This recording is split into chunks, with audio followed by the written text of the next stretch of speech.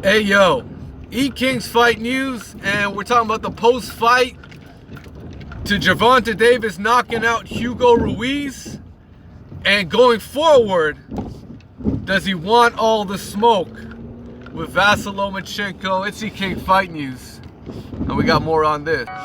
Alright, y'all know what it is, man. Back at it. Gervonta Tank Davis knocked out Hugo Ruiz in exactly 45 seconds to a minute, something like that. It was real easy work for Tank. Real easy work.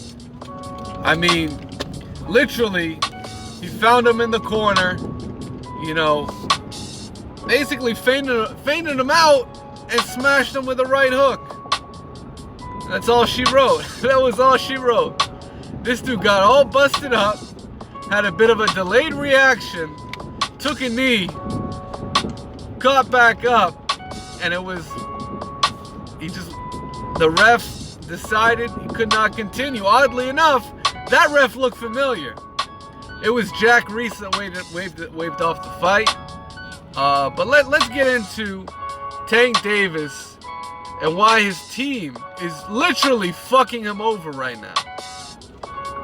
I mean, as much as you want to have a good association with Floyd Mayweather, maybe he can rub off on you some great attributes like discipline, like hard work.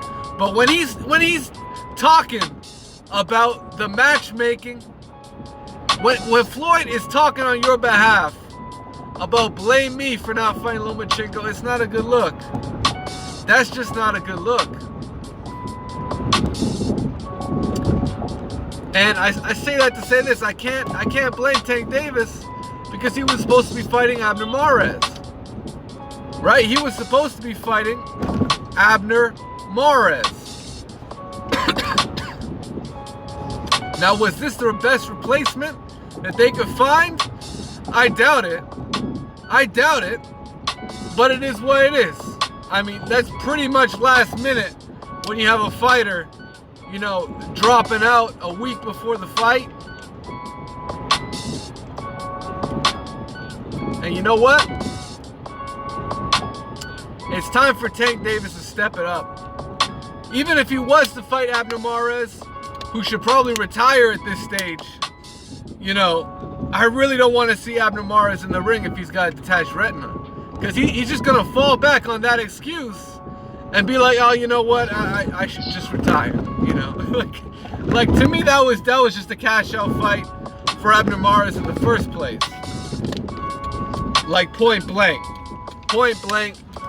I never saw Abner Mares being any kind of world beater anyways. So what's it gonna be for Tank Davis? Because I heard a lot of non-answers. I heard a lot of generic answers when it came to asking him about his next fight. Who does he want to face? I didn't hear a clear answer on that. He's got a title. He's got a belt. But it sounds like he doesn't want to fight champions. And I mean, that's just what it sounds like. That's just what it sounds like, guys. That's what it sounds like to me. I mean, didn't call anybody out. If you're in a weight division, you should have an idea who's got the belts, right? Mikey Garcia's up there. Could have called out Mikey, right? Fucking, Vasyl Lomachenko's out there. Could have called him out. But Tank Davis is young. He is a prime fighter. And it seems to me that his team is protecting Tank from himself, right? If Tank's the guy that's coming out here and he's saying he's got interest in Lomachenko, but in reality, his team doesn't want no parts of Lomachenko. And they've shown that tendency time and time again to want no parts of Vasyl Lomachenko. And when Floyd Mayweather brings up the name Tenshin Nasukawa as a potential opponent. That tells me all I need to know about this guy, man. The last thing I want to see is anybody fight this dude Tension. This dude Tension, man. Fuck out of here. That guy's a featherweight. That guy is a featherweight. Tank Davis is a lightweight to super lightweight. He's a lightweight that can't make the lightweight. He's a lightweight that he's having trouble making that weight.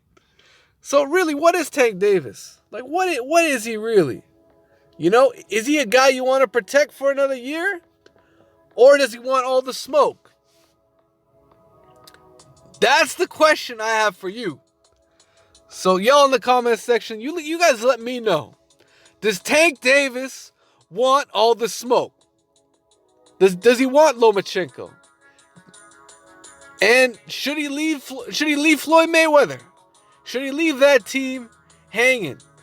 Because Tevin Farmer's out there. He could have called out Tevin Farmer. That didn't happen. I mean, what's really going on here? What's really going on here is my question. And I see a lot of comparisons to Adrian Broner. The one thing I can say about Adrian Broner is he stepped up and he fought some of these champions. He stepped up to fight Maidana. He got an easy belt victory with Paulie Malignaggi. Then he fought Maidana. After that, I believe he dropped down to 140 for a couple fights, then came right back up. So, I mean, Adrian Broner went on to fight Sean Porter. Right? He's fighting the top guys. Just came off a fight with Manny Pacquiao. At the end of the day, he's losing these fights, but he's fighting the fights. Unfortunately now, Adrian Broner isn't looked at as one of the top welterweights at all. Right? And for legitimate reasons. He hasn't won any step-up fight at 147. Now, can Tank Davis take a step-up fight and then win it? Because for one, I haven't seen him take a step-up fight, and I haven't seen him win it. So I can't call this guy an elite player in the division. I can't do it. I can't do it, guys. I can't do it. Y'all let me know what you think. You King Fight News, man. Y'all let me know what you think. Smash the like button and subscribe to the channel if you haven't already. I think it was a good victory for him. But to me, it didn't prove anything. It didn't prove anything. I mean, what that victory to me was equivalent to a Gennady Golovkin beating up on your boy, Matrosian. Vanes Matrosian. That is equivalent to that. And that's all I got, man. E-Kings Fight News. Let me know what you guys think. Smash the like button and subscribe to the channel if you haven't already. What did you think about Gervonta Tank Davis versus Hugo Ruiz? I mean, yeah, he looked great. He looked great for all of 1 minute. But he didn't look great in the post-fight interview. He didn't look great standing to Floyd, letting him do all the talking. That shit doesn't look good, man. It doesn't look good. It doesn't look good. And he's looking like a duck right now. And I'm just being honest. The way you have Floyd talking for him, Floyd's got a lot of fighters. Floyd's got Badu Jack. He doesn't have Badu Jack talking for him like that, man. Like, for real. And you know what? Badu Jack's, say what you want about him, but he's been stepping up and fighting champions. I can't say the same about Gervonta Tank Davis. And the honest truth is, Abner Mares was a showcase fight for him. And that's the only reason why he got a great payday, last night. That's the only reason. Because it was billed as Tank Davis versus Abner Mares. If we knew that this would be Tank Davis versus Hugo Ruiz, he doesn't get a 7-figure payday to beat up on Hugo Ruiz. Because ain't nobody want to see that shit.